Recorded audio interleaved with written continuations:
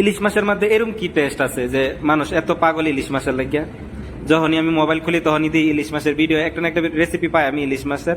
আর বাংলাদেশের যারা গরিব মানুষ আছে খাস করে তারা একটা কমপ্লেন দেয় ইলিশ মাছের দাম বেশি, ইলিশ মাছ খাইতারে না। কয়েক বছর হয়ে গেছে, কতদিন আগে খাইছি মনে নাই। মানে কি আছে এই মাছটার ভিতরে আমি কিন্তু বুঝা কুল পাই না। এত ভালো ভালো মাছ আছে মার্কেট, আইনা ফ্রেশ মাছ খাইবো, ইলিশ মাছের লাগে ছবি মরে যা। আর তারা বেশিরভাগ কয় যে ইন্ডিয়ার মধ্যে আমরা ইলিশ দেওয়া বন্ধ করে দেয়, ইলিশ দিতাম না। আমি তো বুঝা কুল পাই না যে ইলিশ মাছের মধ্যে কি আছে, বন্ধ করে দিলে কি হইব। তো যাই হোক আমি একটা ইলিশ মাছ আনলাম, আইনা ভালো করে ধুইলাম। ইলিশ মাছের প্রচুর দাম, 50 টাকা কিলো। তো এনের 50 টাকা কিলো মানে ইন্ডিয়াতে অনেক, 1200 টাকার মতন হয়ে যেতেছে। তো আমি 2টা ইলিশ মাছ কিনছি, 600 গ্রাম ওজন হয়েছে। তো লাগবে 30 টাকার আশেপাশে আছে। তো এই মাছের দাম 600 গ্রাম মাছের দাম 700 টাকা হয়ে যেতেছে, ইন্ডিয়ার 700 টাকার মতন। তাই আমি ভাবছিলাম যে একটু স্পেশাল করে বানাই। তো ইলিশ মাছ আগে পরে আমি বানাইছি না, তো একটা আইডিয়া নাই। যাই হোক আমার মতো বানাইলাম।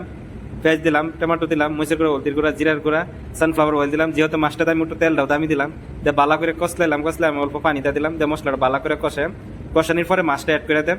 দেখি আজকে ইলিশ মাছের কি টেস্ট কিরম লাগে। তো মশলাটা বালা করে আমি কষাইছি, তখন আমার মাছটি দেওয়ার পালা। মাছটি অ্যাকচুয়ালি বাজে লইলে ভালো হইলে কি জানি আরো বেশি।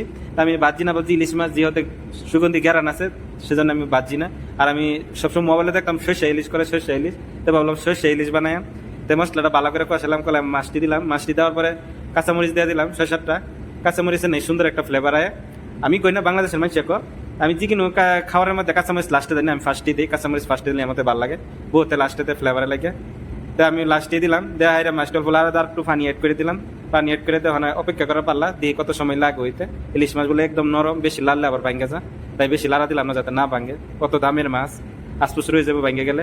তো আমি অপেক্ষা করলাম, অপেক্ষা করার পর হয়ে গেল 6-7 মিনিট পরে মাছ হয়ে গেছে। কিন্তু মাছের কালারটা ভালো হয়েছি না, যেহেতু আমি ফ্রাই করছি না। ফাইনালি আমার ইলিশ মাছের ঝুল হয়ে গেছে সরষেতে। তা বানাইলাম, বানানোর পরে দিয়ে কালারটা একটা সুবিধা লাগছে না, ইলিশ মাছের গ্যারানা করতেছে না। জানি না কতদিনের পুরান, দেখা যাচ্ছে 2027 তৈরি ডেট আছে। তাই আমি কিনে আনলাম যেহেতু প্যাকিং করা। তো দেখাতে লাগছে যে বহুত পুরান, আন্না বানানোর পরে অত গ্যারান পারিছে না। তা আমার লোক আর বাংলাদেশের লোক আছেন, তারা কইলাম, তারা বাইজা বানাইছি নিলে গ্যারান করছে না। তা আমার তো বিলকুলই গ্যারান পারিছে না, বিলকুল স্বাদ লাগছে না। তো তারাও খাইছে, কইছে বাইজা বানাইলে বলে ইলিশ মাছের তেল বাড়িলে বলে স্বাদ লাগে বেশি। তো বাজি না দিকে বলে টেস্ট কম হয়েছে। তা আমার তাই ভালো লাগছে না। সত্যি কথা কইবার গেলে যে আমাদের দেশে বল মাছ আছে, গুড়া মাছ আছে, এটি আরো বেশি স্বাদ।